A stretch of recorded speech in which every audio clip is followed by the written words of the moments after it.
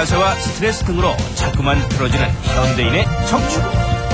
인체의 기둥 역할을 하는 척추의 이상은 우리 건강의 적신호라 할 수 있는데, 척추와 골반을 바로잡아라. 추나요법. 삐뚤어진 뼈를 밀고 당겨서 통증과 질환을 치료하는 추나요법에 대한 궁금증, 추나 치료의 확실한 효과와 함께 치료 효과를 높이기 위한 방법, 시술시 주의점 등을 건강 클리닉에서 알아봅니다.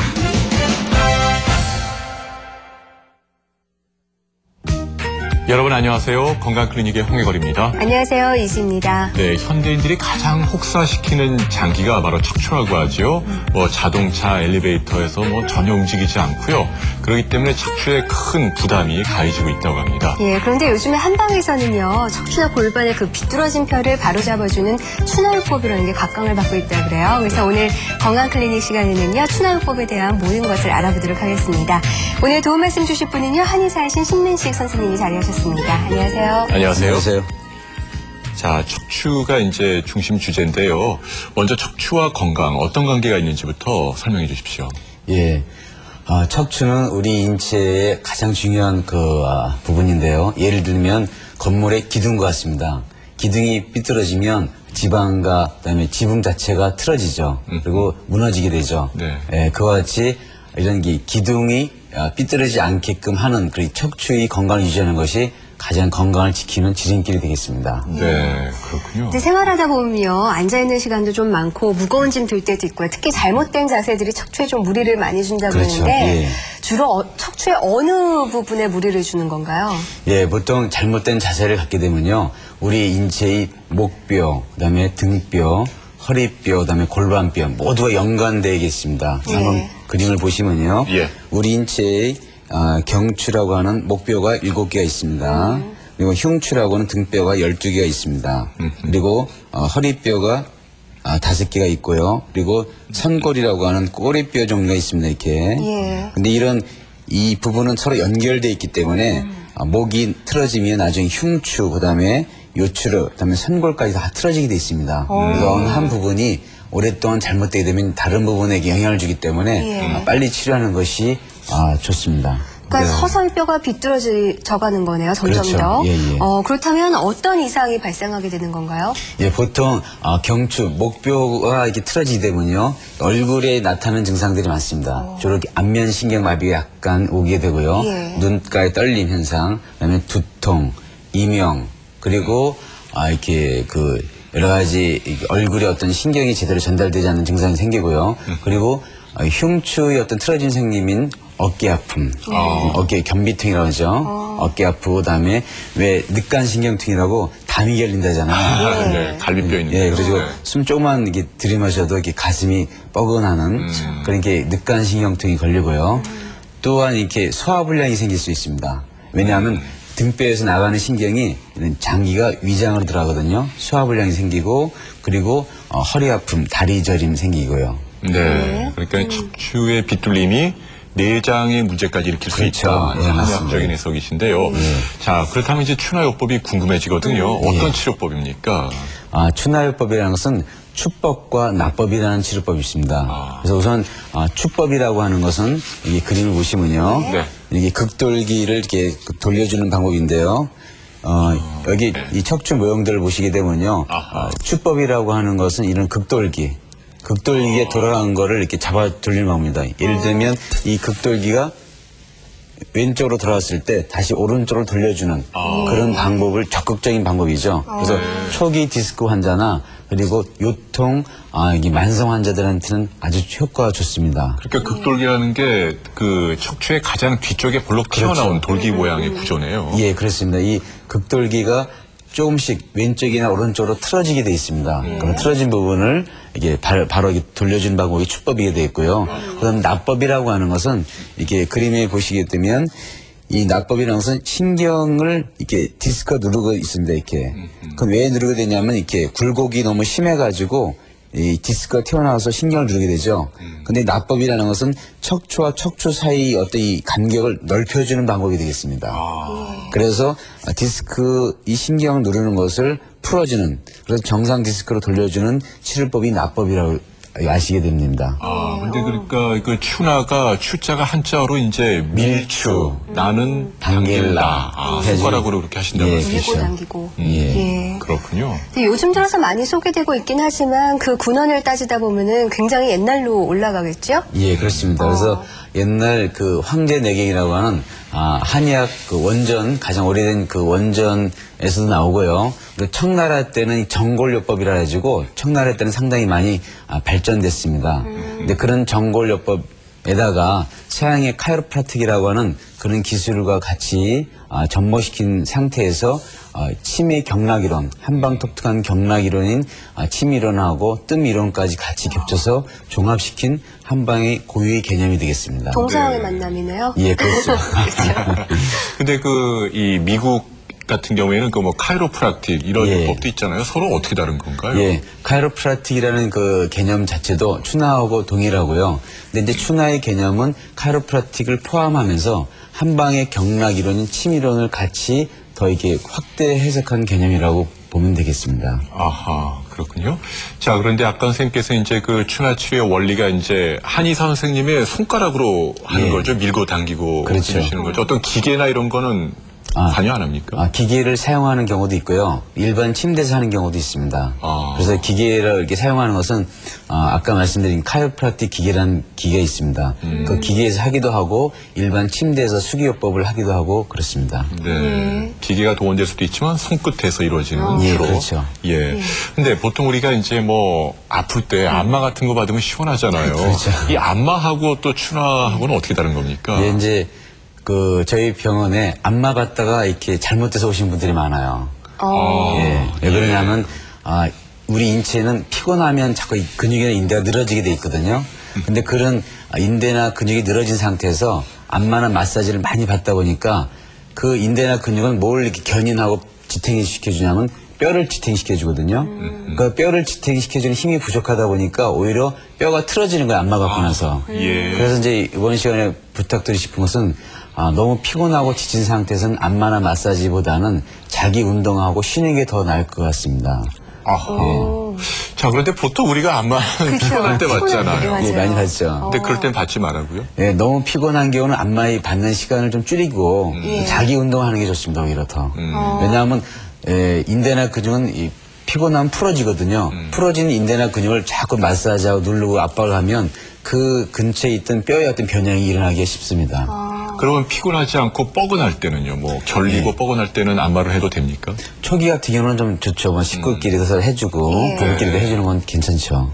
초기에는 괜찮은데 예. 심할 경우에는 오히려 그냥 쉬는 게 낫다. 예, 그렇습니다.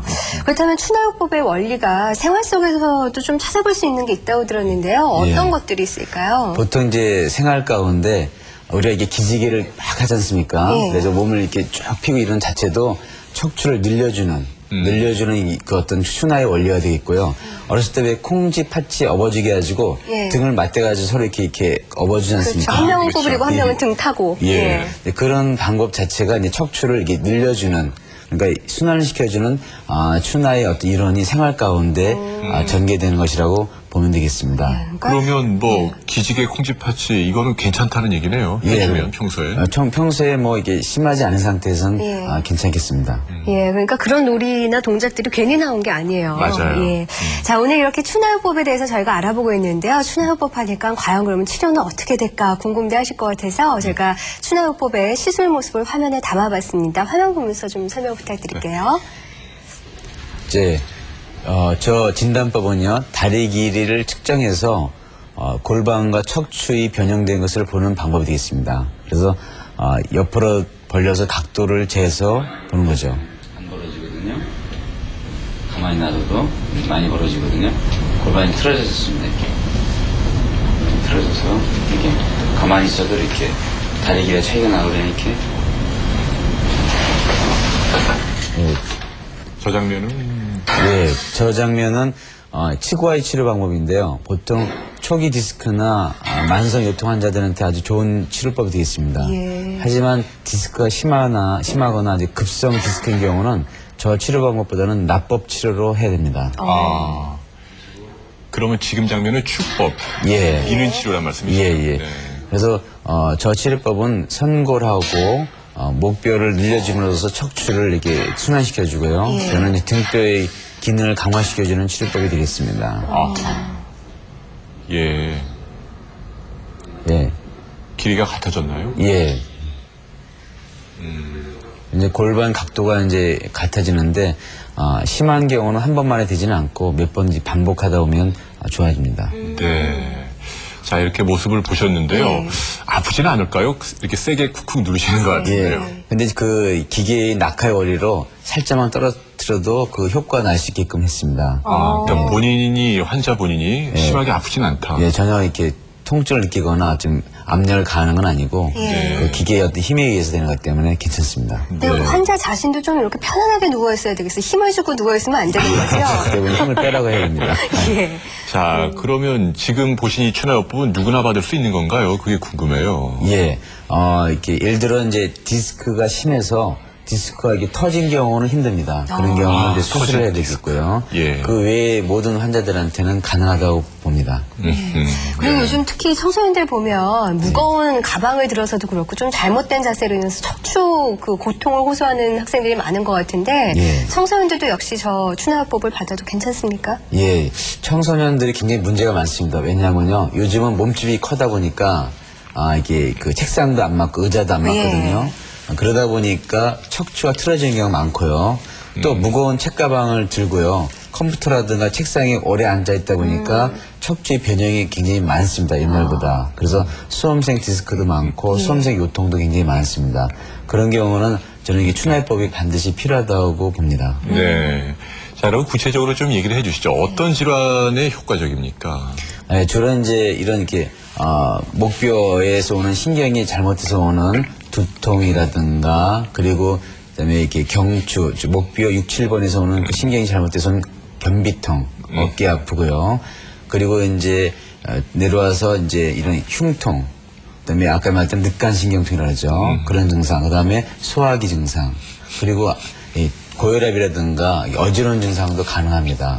그리고 이제 허리 신경이 잘못해서 오는 요통, 그다음에 디스크, 그리고 무릎 관절염이라든가 또 이렇게 퇴행성 아주 심한 게 아닌 초기 같은 경우는 가능하다고 봅니다.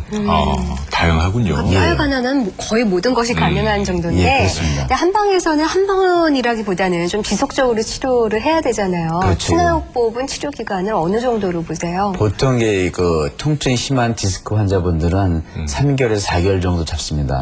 심할 경우에. 예, 근데 저 같은 경우는 치료를 해서 15회 정도를 치료를 해서 반응이 없다라고 한다면 추나요법보다는 다른 치료법을 권하게 됩니다.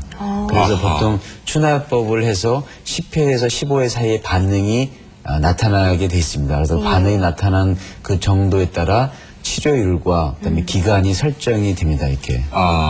자, 그런데 이제 시청자 여러분께서 궁금해하실 게 현재 요통이나 디스크 앓고 있는 분들이요. 뭐 양의학적인 치료도 있고 지금 한방에서 하는 추나요법도 있고 어떤 것이 더 좋을까 장단점이 좀 궁금할 것 같거든요. 그렇죠. 선생님 생각하시기에는 어떤 경우에 추나요법이 좀 더 도움이 될 수 있다 이렇게 얘기할 수 있습니까? 제가 볼 때는 MRI나 CT상으로 이렇게 터져가지고 이렇게 좀 문제되는 경우는 추나요법에 해당되지 않습니다. 그리고 이제 예를 들어 발가락 테스트 해가지고 발가락이 마비가 있거나 이렇게 발가락이 엄지발가락이 이렇게 당겨가지고 잘 이렇게 움직이지 않을 경우는 사실은 어렵습니다. 그런 경우는 그런 이제 응급처치를 해야 되겠고요. 그 나머지 증상이 좀 아파서 막 저린 경우는 상당히 좋은 효과를 낼 수가 있습니다. 네. 보통 치료율이 굉장히 높죠, 사실은. 어느 정도나 됩니까? 그 제가 이제 저희 그 병원에 오신 분들, 환자분들 한 300명에서 400명 정도를 조사를 했거든요. 그때는 치료율이 한 85%가 됩니다. 네. 근데 그 기간이 한 3, 4개월 되죠.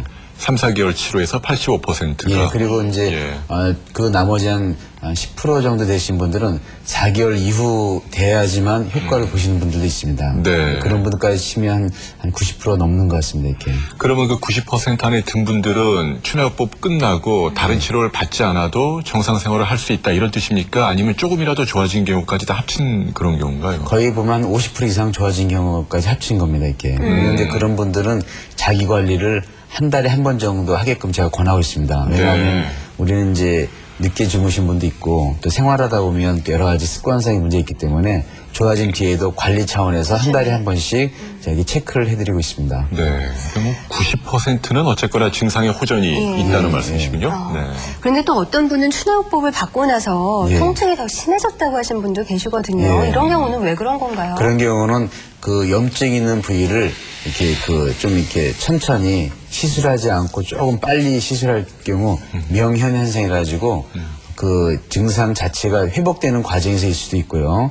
어떤 기간을 단축하기 위해서 시술을 좀 많이 해서 그런 경우도 있는데, 이 디스크 염증이 이렇게 진행된다 하더라도 추나요법을 꾸준히 받으면 처음에는 좀 아프다가 나중에는 급격하게 회복되는 경우 굉장히 많이 봤습니다.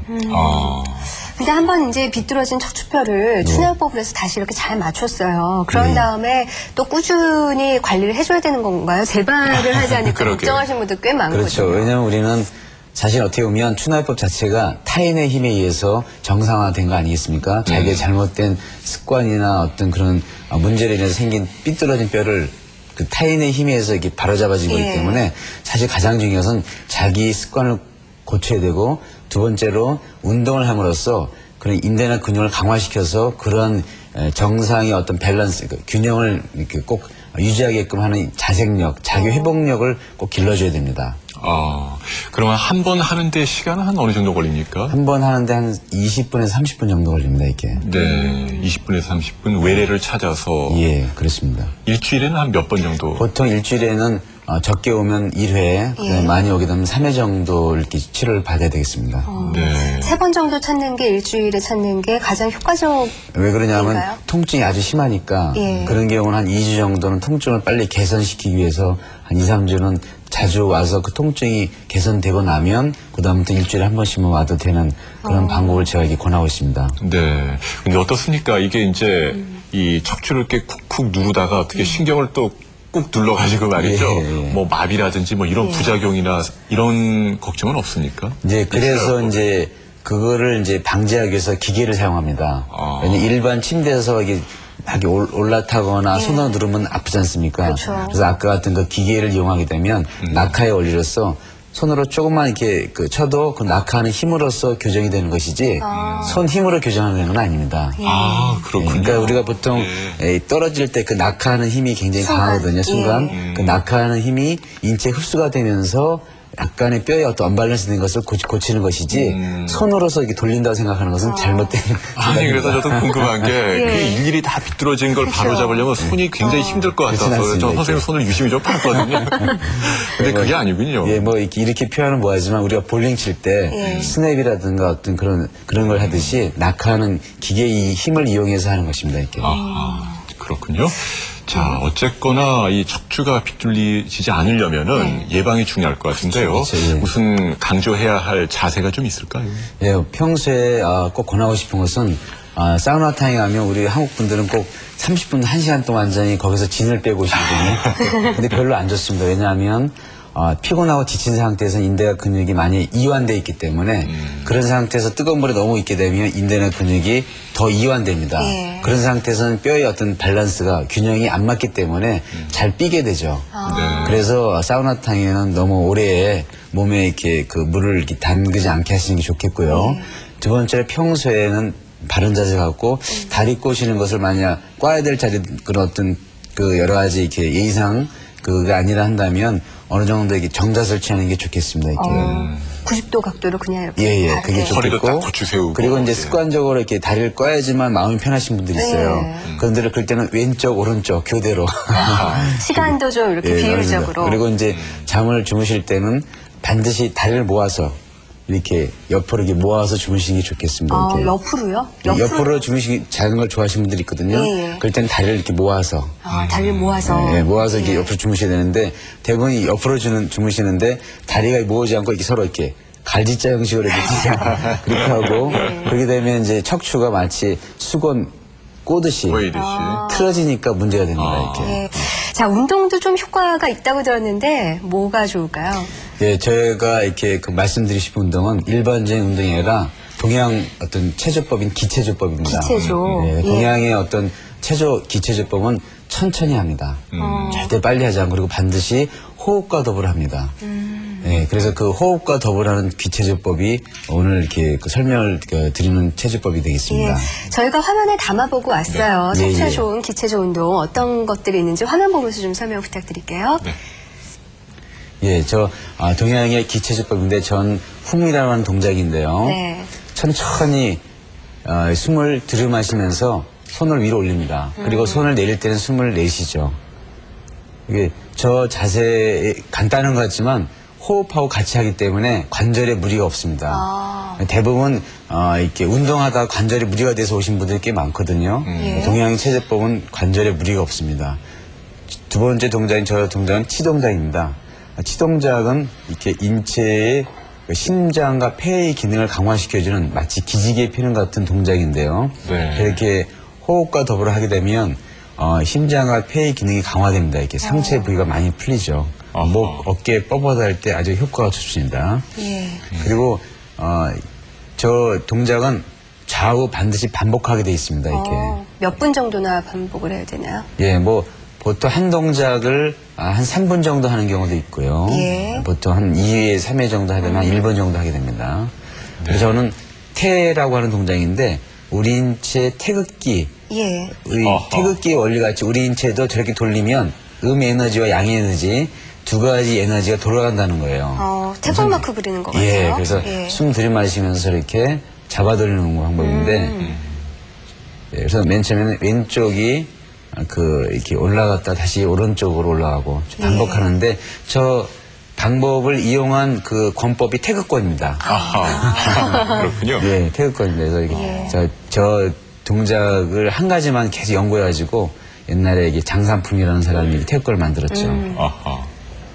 그리고 저 을 동작에는 마치 새가 절벽에서 공중으로 날아갈 때 이게 예. 하는 것 같이 이렇게 올라갔다 내려가는 증상이 이게 그런 날개짓 동작이죠. 하는 날개짓 하는 예. 거죠.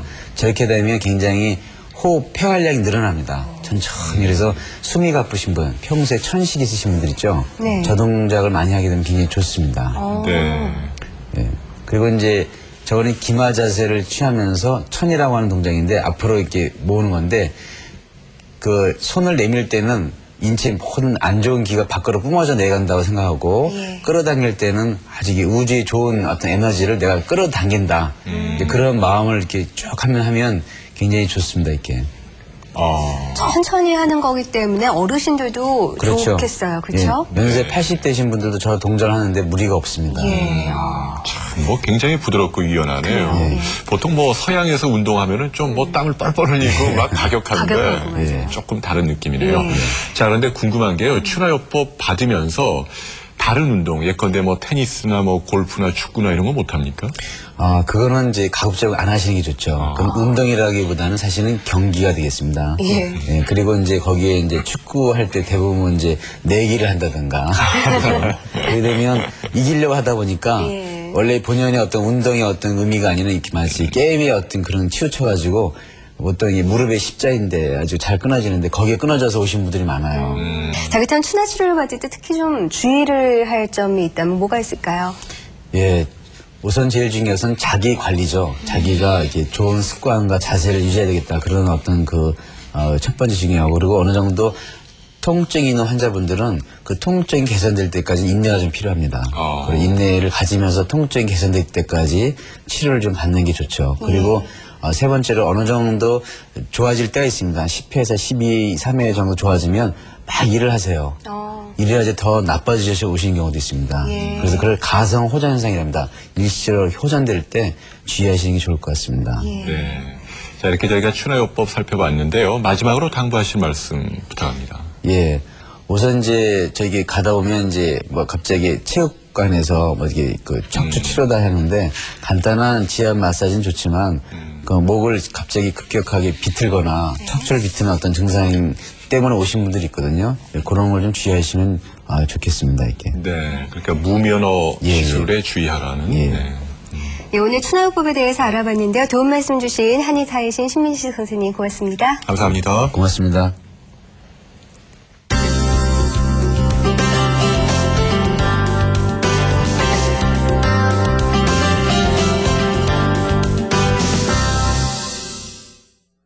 네, 최근 운전이나 컴퓨터 사용이 늘어나면서 허리병으로 고생하시는 분들 참 많이 계시는데요. 오늘은 한방약제나 식이요법으로 치료할 수 있는 방법에 대해서 알아보도록 하겠습니다. 선생님 안녕하세요. 안녕하세요. 예, 허리가 아프신 분들은요, 식초를 드시면 뼈가 유연해져서 좋다는 속설로 식초를 많이 드시거든요. 근데 그게 올바른 방법인가요? 식초가 뼈를 유연하게 한다는 속설 때문에 무용가나 체조 선수들이 식초에 관심을 많이 갖고 있는 건 사실입니다. 그러나 이제 결론적으로 얘기하면 식초가 뼈를 유연하게 한다는 것은 과학적인 근거가 없는 말입니다. 식초가 이제 건강식품으로 피로 물질인 젖산을 분해를 시키기 때문에 운동선수들이 피로를 빨리 풀 수 있는 방법은 될 수가 있습니다. 네, 그러니까 식초가 건강에 좋기는 하되 뼈와 직접적인 연관은 없다는 말씀이시네요. 그렇다면은 허리에 도움이 되는 음식 하면 어떤 게 있을까요? 허리 척추뼈를 이제 강화할 수 있는 방법인데 한방에서는 신장이 척추를 이제 주관을 하기 때문에 콩팥 신장에 좋은 이제 한약재들을 여러 가지 쓸 수가 있는데 주로 이제 모가나 속단, 도충, 오가피, 녹용, 녹각 등 같은 한약재들을 차로 이제 쓸 수 있는 방법이 있겠습니다. 네, 그렇다면 이 두충차나 모가차 같은 경우에는 집에서도 손쉽게 끓일 수가 있을 것 같은데 만드는 방법 좀 소개를 해주세요. 모가차는 이제 모가를 얇게 썰어서 설탕에 30일 정도 재워둔 다음에 쓰는 방법이 있고요. 그 다음에 씨를 뺀 모가를 즙을 내서 이제 꿀이나 설탕 같은데 같이 담아두었다가 한두 스푼 정도 빼서 뜨거운 물에 타서 드시는 방법이 있습니다. 그리고 두충은 이제 보리차하고 맛이 비슷하기 때문에 차처럼 이제 따려 넣고 수시로 드시면 되는데 시중에 나와 있는 걸 쓰셔도 되고요. 그리고 직접 이제 잎이나 껍데기를 구입하셔고 소금물에 담가놨다가 건조시킨 다음에 누렇게 될 때까지 조금 볶아서 쓰시면 더욱 좋습니다. 네, 만드는 방법도 아주 쉽네요. 네, 이렇게 카페인이 들어간 음료보다는 은은한 한방차로 건강도 챙기시고 운치도 만끽하시는 새 봄 맞이하시기 바랍니다.